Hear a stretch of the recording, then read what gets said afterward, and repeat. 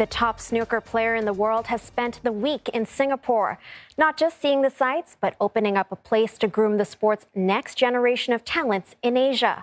The Ronnie O'Sullivan Snooker Academy is one of a few in the world. CNA's Paul Sung met up with the champion to talk about the sport and his life.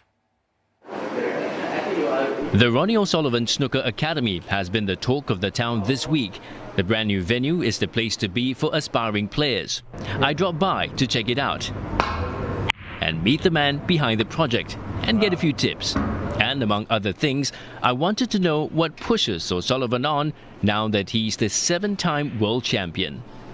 I don't actually play snooker for the titles or all that sort of stuff. It just allows me to travel, have freedom, visit different places and just not be stuck in one place. I think if I was just stuck at home, it'd take a bit of time for me to adjust because I've been so used to travelling all my life, and I enjoy to move about, really. So Ronnie, what's the measure of success for you in a game of snooker? I think now for me it's just sort of trying to do it for as long as I can. Like I said, I just enjoy the travelling, I enjoy the freedom it gives me, so as much longevity as I can get would be great. You know, I don't want to go to tournaments. You know, that's why I do a lot of TV work, because the TV work means that I'm there for the whole week whether I win or lose. So I just love being away. I love travelling, I love being in hotels, I love the freedom it gives me. So, you know, just enjoying life for me. You know, like I said, I've never been results driven. It's nice to win, but it's never been the thing that satisfies me. So, you know, but obviously it's my job, so I need to try to be semi-competitive, you know. Now, there was a huge shift in your career back in 2011 when you met psychologist Steve Peters, who helped you with your mood swings, and he's become a good friend of yours. What changed there? What did he advise you on?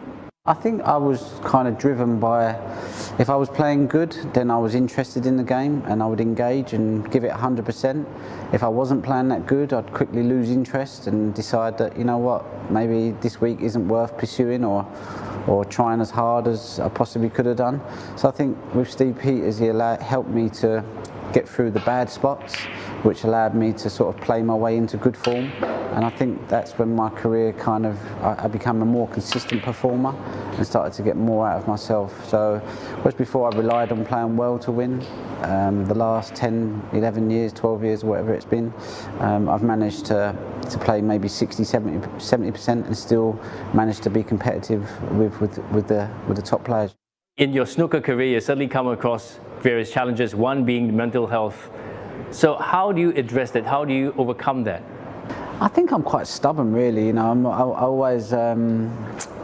I'm good at getting myself out of a hole. You know, sometimes I can get myself in a sticky situation, but then I kind of find some determination from somewhere, and I always have this. I like to prove people wrong as well, you know, so sometimes when I've been written off and I've been doubted, it's always been a great source of motivation for me to try and prove people wrong, and I think I thrive on that. So yeah, I think that's kind of been something that I've worked to my advantage, really. And what will you say with modern sport today? We see a lot of athletes having these mental health challenges. What is it about modern day sport today? I think the one word to sum it up is pressure. You know, it's just a lot of pressure involved in competing, in trying to be the best that you can be, especially if you're competing with the best players in the world. There isn't really a lot of room for error. The margins are very, very fine.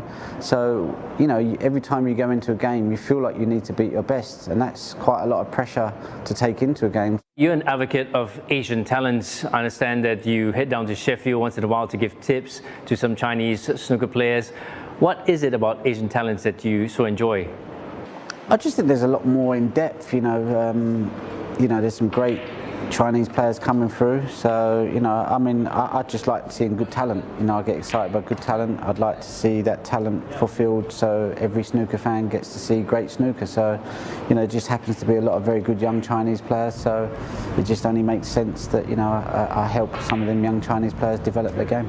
What do you see as the distinct difference between Asian talents and maybe someone from the UK? I just think the grassroots in Asian snooker has been laid maybe 20, 25 years ago, whereas in the UK, the grassroots has been neglected, so we don't see as many young players coming through, which is sad to see, really, you know, because Yeah, I mean, I grew up in snooker halls and there was always many different places to go and learn, play against better players. Sadly, there isn't that option anymore in the UK. But with China, they've invested in their grassroots, and I think now you're starting to see the benefits of that. You're 7th-time world champion, world #1, and now you have your own academy. What's next to you? Nothing really changes for me, really. I just enjoy playing. I enjoy my life.